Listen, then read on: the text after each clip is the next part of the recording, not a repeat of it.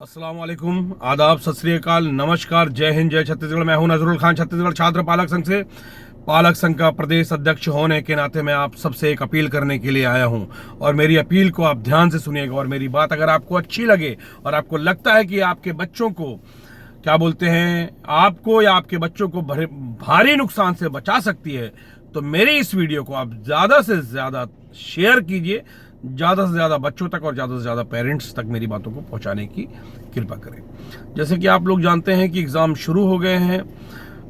10th board का आज first paper था सीबीएसई बोर्ड की तरफ से, और बाकी एग्ज़ाम भी होने वाले हैं। 12th के भी एग्ज़ाम होने वाले हैं और जो स्टेट बोर्ड के एग्ज़ाम भी हैं वो भी होने वाले हैं, और बाकी दीगर कक्षाओं के भी एग्ज़ाम शुरू होने वाले हैं।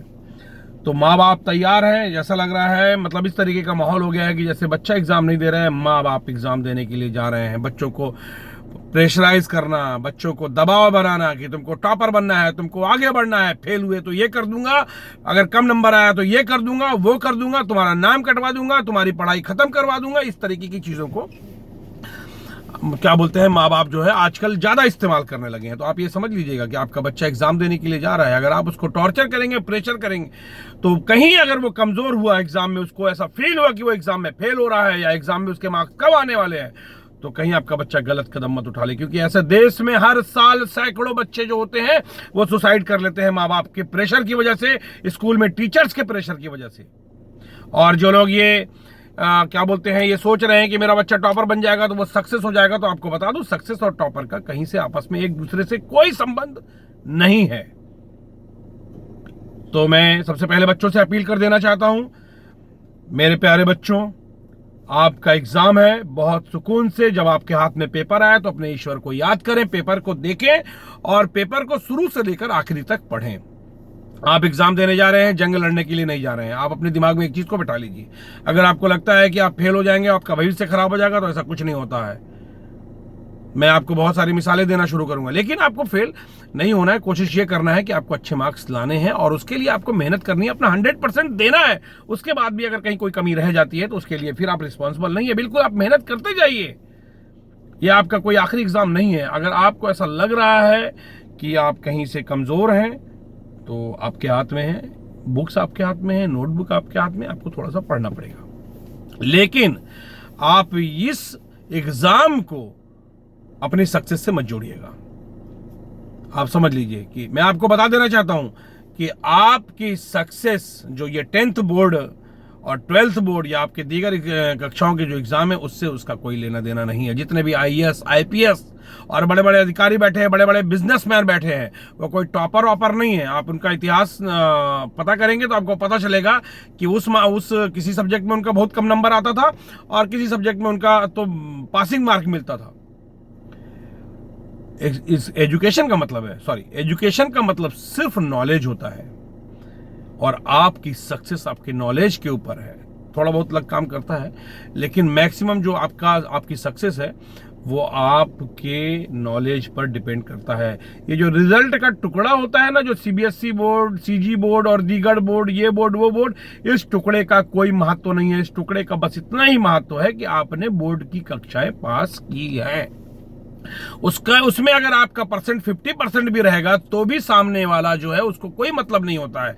अगर आपको अपने क्या बोलते हैं फैक्ट्री में कोई बड़ी पोस्ट पे कोई आपको अपॉइंट करता है, तो आपके रिजल्ट के बेस पे नहीं करता है, आप समझिएगा, आपके नॉलेज के बेस पे करता है। और आप जिस कंपनी में जाएंगे, या जैसे सपोज मान लो कि आप जो है क्या बोलते हैं सिविल सर्विसेज में अगर सक्सेस होंगे, तो वहां पर भी आपका रिजल्ट माने नहीं रखेगा, आपका नॉलेज माने रखेगा। जब आपका इंटरव्यू होगा तब आपका नॉलेज माने रखेगा। जब आपका क्या बोलते हैं रिटन एग्जाम होगा तब आपका नॉलेज माने रखेगा। वहां आपके रिजल्ट की इस रिजल्ट के टुकड़े की कोई वैल्यू नहीं है। तो इसलिए एग्जाम में जाइए, और एग्जाम देने का तरीका मैं आपको थोड़ा सा आपके साथ शेयर कर देना चाहता हूं कि जैसे आप एग्जाम देने के लिए बैठेंगे तो अपने ईश्वर का नाम लीजिए और पेपर को देखिए, और सबसे पहले शुरू से लेकर लास्ट तक पूरे क्वेश्चन को पढ़िए।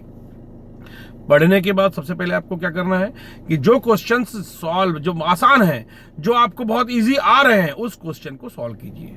आप समझिए, जो क्वेश्चन आपको समझ में आ रहा है उसको फटाफट उसको सॉल्व कर लीजिए। जब सॉल्व करने के बाद में फिर आप देखिए कि कौन सा क्वेश्चन है, थोड़ा सा लोड डालने पे आपको समझ में आ जा रहा है, फिर उस क्वेश्चन की तरफ आगे बढ़िए। लेकिन अगर आप कोई क्वेश्चन आपको समझ में नहीं आ रहा और आप 15 मिनट उसी में दे दिए तो आपका समय कम हो जाएगा और उसके बाद फिर आप डिप्रेशन में चले जाएंगे कि यार मुझे तो ये क्वेश्चन आता था और समय की कमी के कारण मैं उनको पूरा नहीं कर पा रहा हूं। तो इसलिए आप क्या करेंगे, सबसे पहले जो क्वेश्चंस आपको समझ में आ रहे हैं आप उसको हल कर लें, और उसको हल करने के बाद में आप जो क्वेश्चंस आपको नहीं आ रहे फिर बैठ के उसमें चिंतन कीजिए, थोड़ा थोड़ा वक्त दीजिए और समझिए। और एक चीज समझ लीजिए,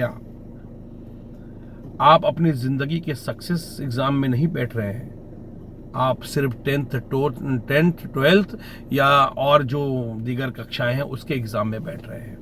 इसका आपकी सक्सेस से कोई लेना देना नहीं है। अगर आप एग्जाम हॉल में डिप्रेशन में घुसेंगे, आप स्ट्रेस लेके घुसेंगे, आप तनाव के साथ घुसेंगे तो एग्जाम कैसे देंगे।